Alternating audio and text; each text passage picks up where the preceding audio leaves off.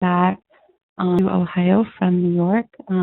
He attended the World Day in New York with us, so that's a lot of fun. Welcome to UX Connect. UX Connect is a speaker series which is co-sponsored by Kent State University's User Experience Design Program and Animation Architecture Institute.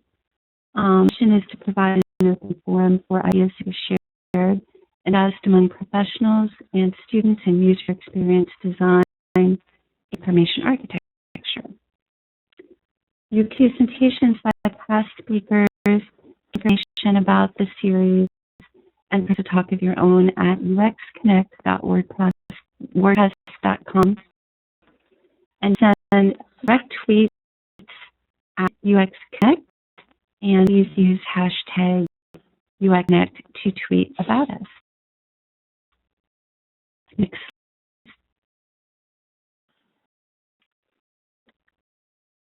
On the first and third Monday of each month, meeting until 1 p.m. Eastern, including holidays. The work says the speaker will present for 30 to 40 minutes, leading the remainder of the hour to questions and answers. Use module and WebEx to pose questions.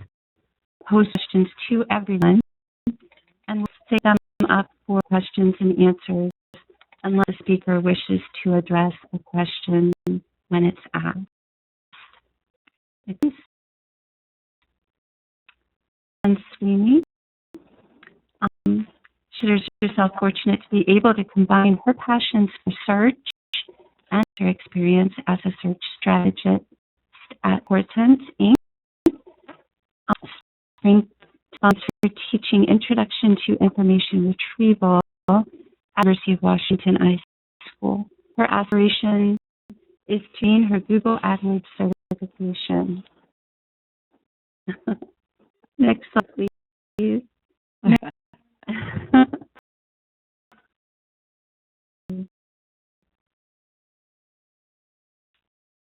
Is the age of customer discovery and crossing silos to deliver success.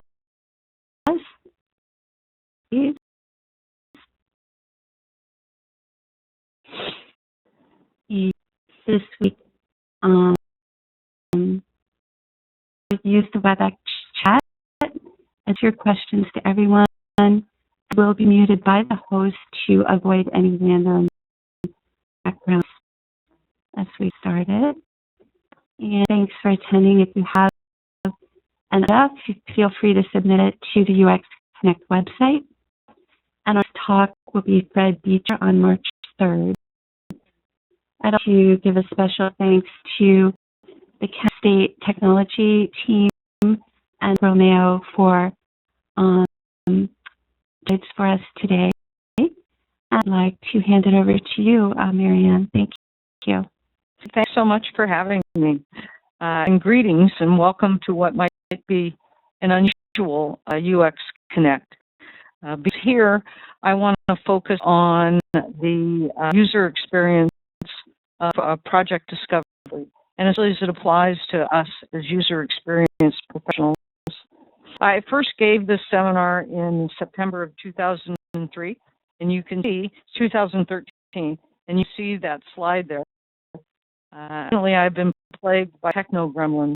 Since late last week, when I lost my cell phone on the bus, I dropped my iPad on the concrete. I have been having some certain computer issues with my new machine. So I am delighted to be able to sit here in a relatively technology-free environment and talk to you about one of my passions, and that is, as experienced professionals, getting the information that we need to cross silos and to deliver a consolidated experience to our customers. And they're very. Next slide, please. So at Portent, where I'm privileged to work, we have what we call Portent U, and that's what we call webinars such as this, where we get to fix and share resources. You can use this hashtag and find other Portent U's, both Portent webinars and for webinars that we as Portentites for. Next slide, please. find additional resources here. This is a link bundle, and you'll find links to resources, additional resources on soft system methodology if you want to dive deeper on your own. Next slide, please. Where I get to work in Seattle, this is the tower. I'm on the 17th floor, and I had quite possibly the best and warmest view for the Seahawk Parade weeks ago. It is an integrated digital marketing agency. We did with them 2 years ago. They were focused pretty exclusively on search, but Prescient they brought in as a user experience focused person because they sensed that changes were coming, and indeed, in 2012, major changes started rolling out in the form of Google's Panda update, which did shift relative focus away from a link-based model to a user experience-based model. That is, Google believes that user experience can be defined through mathematics and metrics. I personally take issue with that. I think processing bipeds should be part of that evaluation, and hence my other jihad. I am most fortunate in that I get to work with alarmingly smart people on a daily basis. I learn something new every day. I am very happy at their openness for my passion for IA and UX. Next slide, please.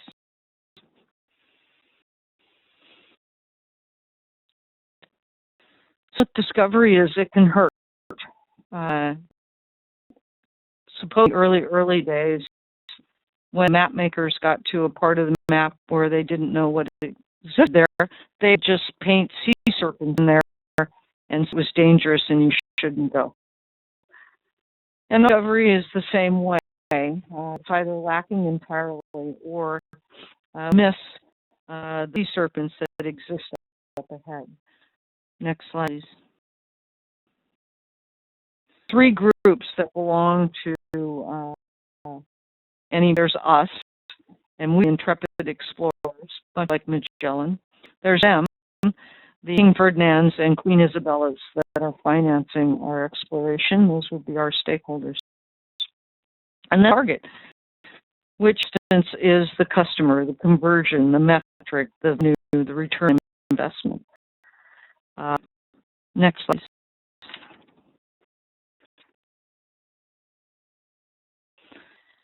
This project starts with a plan, but in actuality, we find that is very often not the case. There may be a schedule, but a schedule is not a plan.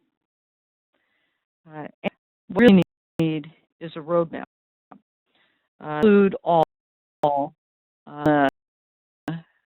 planning, but in the communication and envisioning stages of a project. So I want to show of hands from wherever you're listening to this. You have started a project without a roadmap, without a consolidated vision of what the final deliverable will be. Just as I expected. I gave this talk internally to my company, asked that question, and 8% of the hands went up. So this is, you have one vision, you start your work, new information comes in, you are then to redo work, and very often you exceed, if you're in an agency, you exceed the amount of hours allotted for you to work, and the project loses money in that respect. If you who got out thinking that he was going to find China and felt when he did that he had discovered India, off course, and in the wrong place. Next, please. Issues involved in projects that we encounter are that they are not static, they're not linear, they rarely follow schedule, they're dynamic. There are multiple stakeholders. Very often, the one who has absolute control over the project emerges late in the game. conflicting interests and sacred cows and politics that we can't be aware of because we don't work inside the client's. And there are all sorts of uncertainties and intangibles that can come up. Things that we face when we go about to do our work on behalf of the customers and the users. Next, please. So what's a true client discovery? Not a kickoff meeting, but a re-meeting. Next slide, please. Today, in my experience, is you talk to the salesperson who has been cultivating the lead or taking notes if they're over the transom website lead. There will be a questionnaire that someone on the client side has filled. If you're lucky, you get a client meeting. If you're extraordinarily lucky, it's an in-person meeting, and on those occasions, you should go buy a lottery ticket. And then after that, there's a lot of sequential email and phone calls and end-up meetings, and there might be more mail, and you might get another client meeting if things are really going off the tracks, and more meetings and more email. And just to make things more interesting, not everybody is copied on this communication. Next slide, please.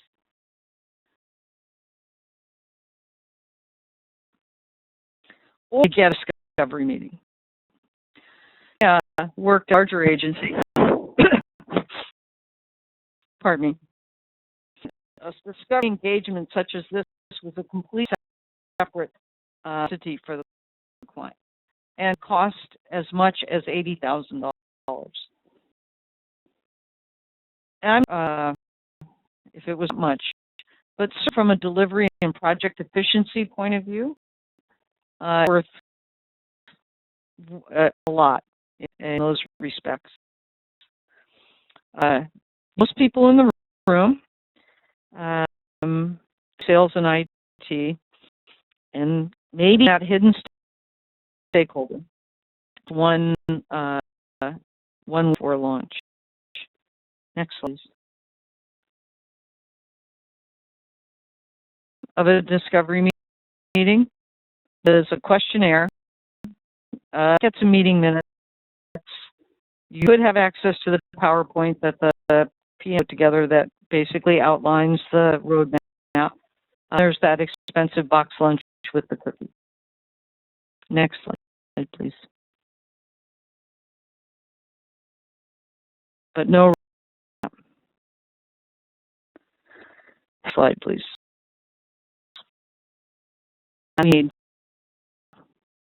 We dated vision. Everyone on the same page, understanding the same issues, so understanding each other's issues, finding some sort of a consolidated vision that shares the pain or shares the gain across all disciplines. Next. Discovery session is so important. The discovery session that reveals capabilities, issues, and shared solutions. Next slide, please. Why the case? It's because we work in an environment where you have user-based disciplines such as user experience, and you have a technology-based disciplines such as development, dev, hosting, and they have very different mindsets. Others believe that user behavior is predictable and consistent, and that it can be applied across a variety of scenarios. We seek to automate process, and the goal is the transmission of data. So in the world of search engines will analyze a small subset of user behavior and then apply that on a predictive level to a larger group that shares some, if not all, of the same qualities. And success to the search engine is just barfing up the search results. That, of course, absolutely relevant. I've done. As we know, that is not the case with regard to the people who use the application. Next slide, please. know is in the real world, user behavior is interpreted. I query into a search engine because I don't know where to start. I'm looking at the results to give me an idea so that I can replay my query. So, and the results may or may not be successful. Meaning is constructed in a sequence or is a part of a building process. It's unique to certain situations, not all situations. User behavior changes as the context and information changes. More importantly, information for us, the user, is processed before and after the system. Our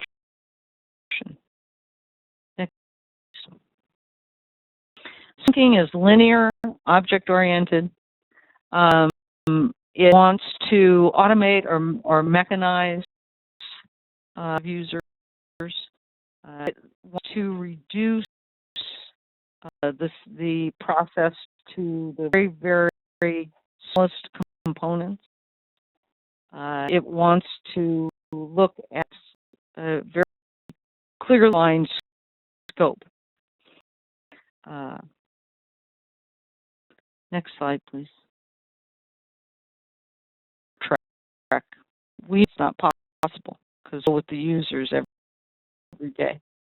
In subjective, our users tend to go rogue. They're going to click where we don't want them to click. They're not going to look where we want them to look. They have a holistic view that encompasses elements that are not part. They have a lot of internal cognition and situations that span. They have actions that span situations that may not be open to measurement. Next slide, please. I believe is to consider and to use some methodology.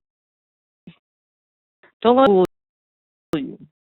This wanting that encompasses both user and development or computer science without finishing either. And that to me is really the key, that one does not become superior to the other. We actually work together. Next slide, please.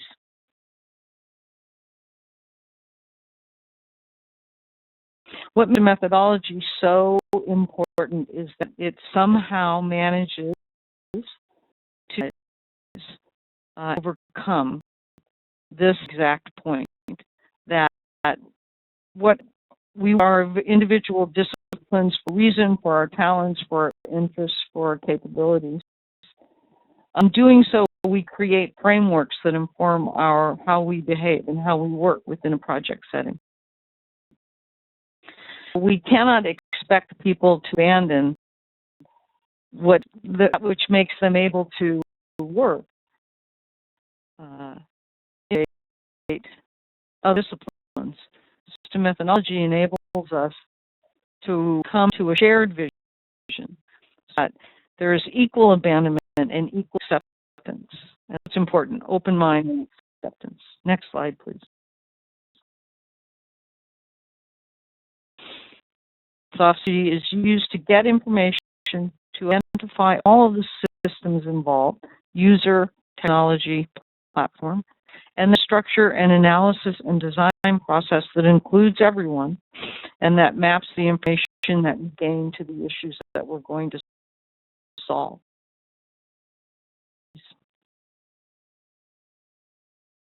It was developed, soft system methodology was developed in the 1960s by a man named Peter Checkland, who was a computer science engineer. Noticed that they were developing computer programs that were not really useful to users. And that's what encouraged him to open up to look to systems that would incorporate user-centered professionals in the process. So it starts with building a consensus model. Please. In a room, all involved in impacted parties or representatives, or many as the client will reveal, to express the issues through decision and consensus, and to model these in a group way.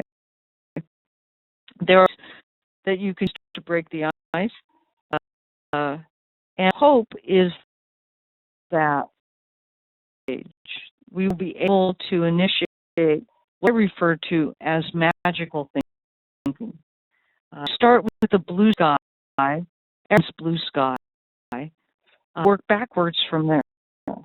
Know that the other stage, the expression stage, is going to be that everyone's sky is a different shade of blue, and into a consolidated vision that make the project a success.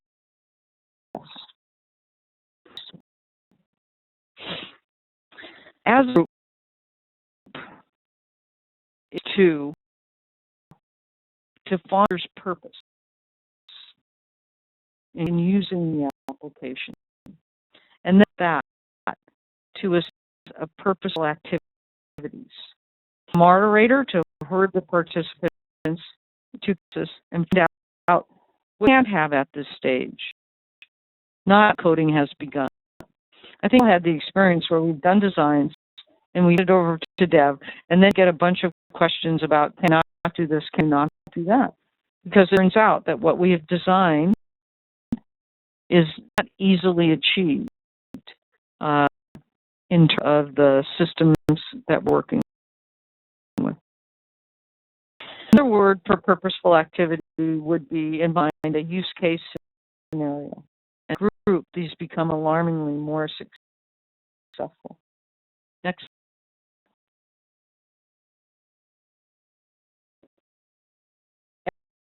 Okay. With an action plan that is tied to purposeful activities for a particular area. For instance, professional action plans might involve user research, sketches, and wireframes. It may not work with the development, IT, on the prototypes. The apps. Next slide. Mnemonic for soft system methodology. Well, and it's outlined here, and it's basically what you want. A pretty clear and shared definition of who the customers are, who the actors are that execute or facilitate, and what is their specific role in that. And that, to me, is the most important. The transformation process itself. What are inputs and what will be defined as output? We all want to articulate and have available to everyone on the project the world for the whole, and illuminate what the individual worldviews may be. Certain to isolate the owner, the person to go or no go, and have at least of who that person is. When I was agency, not tired of Portland, we had Microsoft clients, and we would assign what we called the Microsoft contingency, extra 10% on the budget, because inevitably someone would come out of the woodwork, there'd be a reorg, or some person would come out of the woodwork that would be like, what? I hate that. You have to take that out and start over.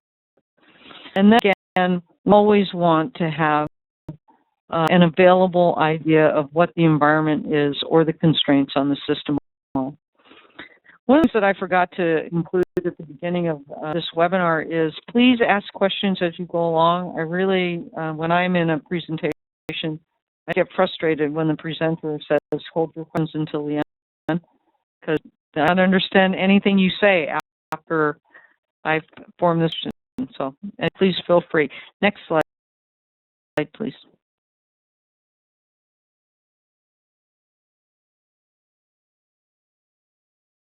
Next. Oh, there you go.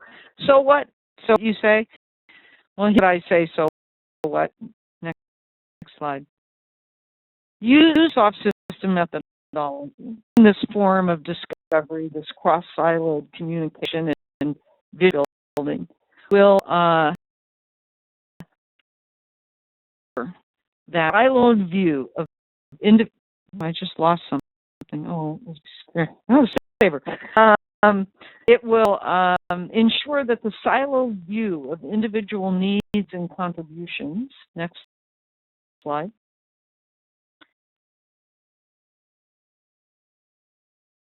become and connected view of M project success. Issues and organization are not things that occur outside of user experience. As Shakespeare said, the fault yourselves. All parties have been entrenched with this is what I do, and this is why I do it, and this is perfect. Don't want to spend money on discovery. You not see the value of the roadmap or learnings. However, in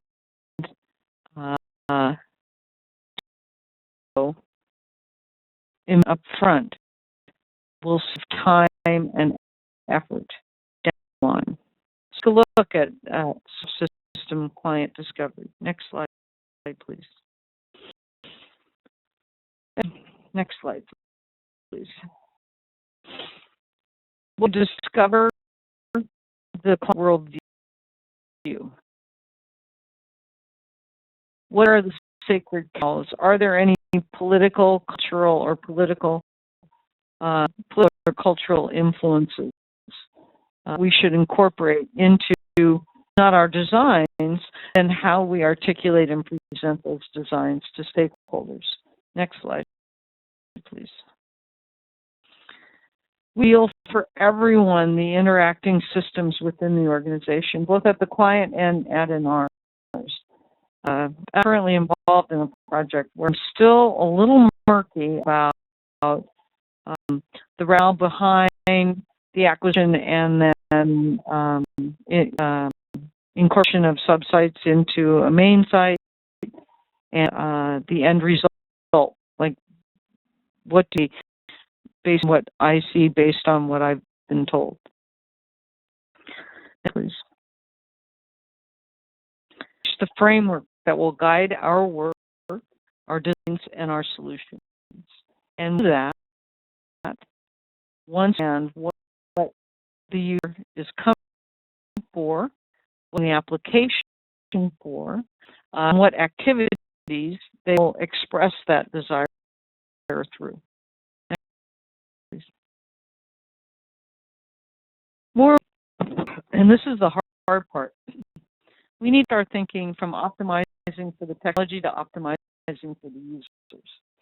It's my experience in project success that often your experience, because you're at the forefront of a project, we are optimizing for the users.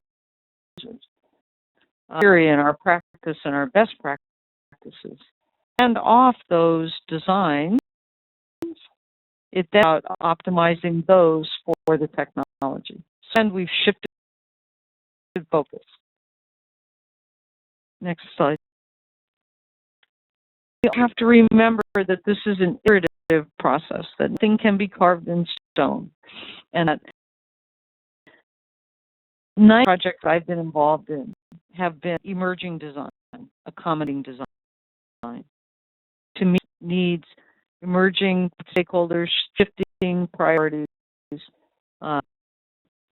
having budget due to, as I said, people exceeding their hours.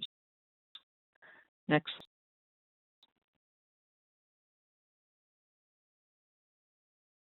Right. This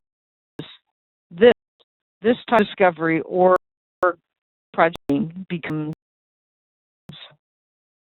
slide please. This, not exactly project training, but more like no bloodshed, and that's a good thing because we left behind the side projects, the rogue solutions to solve one problem while creating others.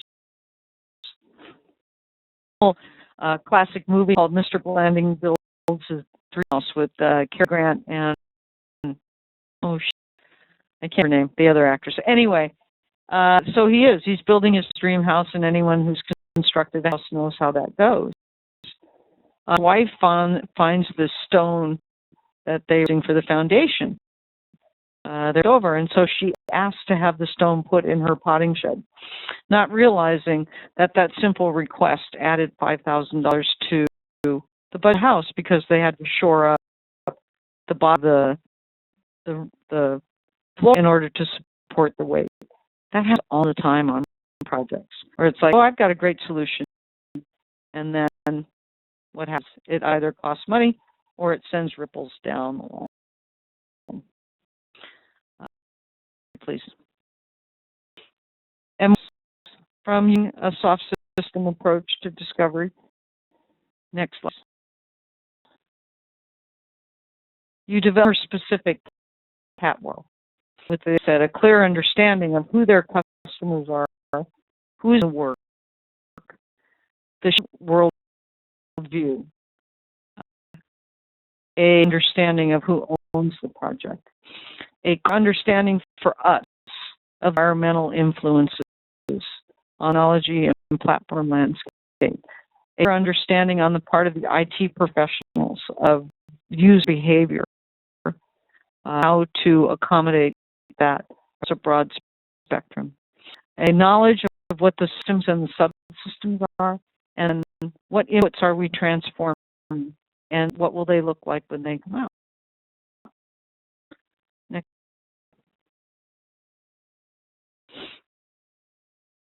And purposeful activities in address those with scenarios where we define as user experience professionals with the help of our IT colleagues what user action is and what the system response can and should be. Next, please. Create a model, a variety of models for our project and our worldview that are shared across the silos so that we are in point of fact all in alignment on what we're doing. Next slide, please. We will a project. Our project management homies will enjoy this. That we defined action and reason, sort of cross-group collaboration that sees one action and what the key guys like, what they call an atomistic effect, meaning just on their area and not on areas, without, of course, helping us. Next slide, please.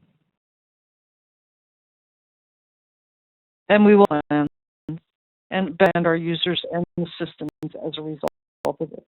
Next, please. As you guys suffered from PowerPoint issues, and so paying attention to my boss, Ian Lurie, and to John Coleman, I've just decided to throw a bunch of more big pictures into my, and I'm feeling better about my presentations now. We're going to save time. I really like this one. Next slide, please. No more do-overs. And we save money. Save money for the company, save money for the agency, save money for the stakeholders. Next slide, please. And with customers, because we will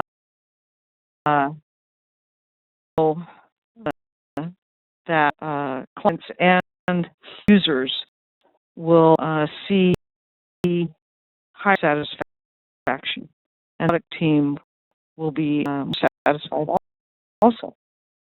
Please. And then line up. And it'll look like we expected it to look like. And it will conform to the vision that we developed with our associates. Next. Now, when I was at a large agency, a discovery session could run many thousands of dollars. 3 days, people traveling. Each discipline would create a presentation and do exercises and all that. What soft system methodology, especially as it applies to a UX discovery, it is flexible. You can do this in You can try and do it in an hour. I don't know. I guess an hour is better than none. I can only encourage you to do it. I can only encourage you to do it because it is for us to ensure we understand how we do influences what other people, and it is an opportunity for development, IT, the designers, holders, the clients, and the account managers to understand the importance of our work. Here is a bit.ly again with information. Oh, good. What the iteration cycles or sprints of the project are regularly spaced throughout the project. So this, Jason, is different than the discovery, the soft system methodology. So what some would say is you constantly iterating. So the cycles as project progresses, where you create your worldviews, everybody goes and does their action plan. They start to execute. You visit it, and that the development of the project, how the project is developing, it requires some fine tuning, which then requires another cycle of how to impact the worldviews down the line. So it's less about when these things comes up as it is about having the communication set up and also having the global outcome static. That thing, if that, then what you would obviously want to do is stop and say, you need, if you're in an agency, do we need to change order to accommodate this? Do we need to go back to the board, go back to our user experience president and then revisit it? I have that problem too, and it comes from a lack of shared discovery. Jason, who said, I always need to rediscover, but I'm usually handcuffed to the needs of the PM or the client. What drives me crazy is the incremental discovery. And I believe that all of that comes from, I ask you, if the referencing, did that have a discovery session? Did you have everybody in the room? And not to talk about, this is money we're going to spend, here is this client, here's the delivery team, everybody tell us what your background is. Okay, we're going to start on this date. That's not discovery. What discovery is the idea of getting in and saying to the client, can you tell us why this project came out and give me any information that I might need. I usually am only allowed one discovery meeting. Hello, UX professional, is that it? The idea of soft system discovery is that it includes everyone. So what I might ask is, if you are involved in projects where there is a project manager, that you additional time to sort of create an activity that may encourage people to start a shared vision. To me, is the most important. It is sometimes miss a shared vision, and I can only encourage you, if you leverage, to do what I did in my company, and that is, I asked, when I delivered this, I said, how many people here have exceeded their hours in working on a project? Everybody's hand went up. Every person in that room had the budgeted hours. Every person in that room went over budget because they did not have adequate information or adequate discovery. So your agencies or your products can tell you that you spend money to save money. That 2 hours, if you give everyone in the company 2 hours at the outset, that's accounted for on the budget item, those will be spending 5 and 6 hours down the line that are not accounted for to accomplish changes or to accommodate a lack of information. A case I was dealing with a client, and we had all sorts of design challenges and options and all of that. One project, they tell us that they're migrating to SharePoint 2010. Really? Wow. Pretty significant information for me to have rather than now. Then a lot of work went out, and that would have been solved easily had we had the clients, people in the room for a 2 discovery session. Let's see, any extra time usually is needed for deliverable, and a deliverable needs more billable hours. Exactly right. And my point is, if you can, either do an anonymous survey or on a project, demonstrate the usefulness of this vision, or have your PMs or your research managers call me. I will absolutely endorse this. It is very, very useful. Like I said, saves time, saves money, saves aggravation, happy clients. That's why, because they're included from the beginning. They don't have this meeting at the project where they meet everyone, a bunch of people that they don't know, doing things they don't quite understand, and then next thing you know, they're getting PDFs of wireframes and work prototypes and what is this? Like what I thought it was going to look like.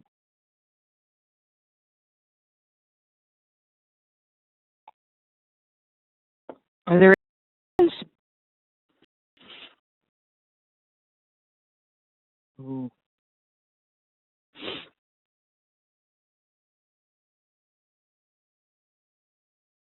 Hey, Jason, Catwo is part of the original soft system. If you go to the bit.ly, the portent.co bit.ly, and also you can email me at, you will find links to resources that talk about soft system methodology. It really came out of the 60s. And there is also, let me see if I can find it, the BATWO, which is, anyway, CATWO is what you want. So I would say this whole methodology is about 50 old. And that's when I started getting excited about it. Retrieval at the University of Washington, Porter. And so I came to, that's how I stumbled upon soft system methodology, and I started incorporating it into my lecture series because I felt that it was so unique and important in that it came out of ID as an effort to do better user work, to do your experience.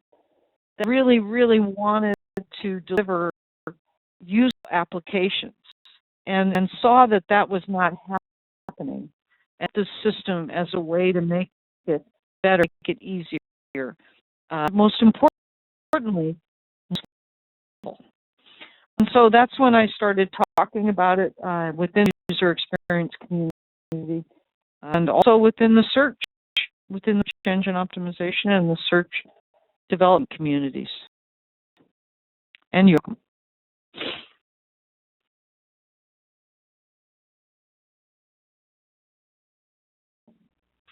Questions?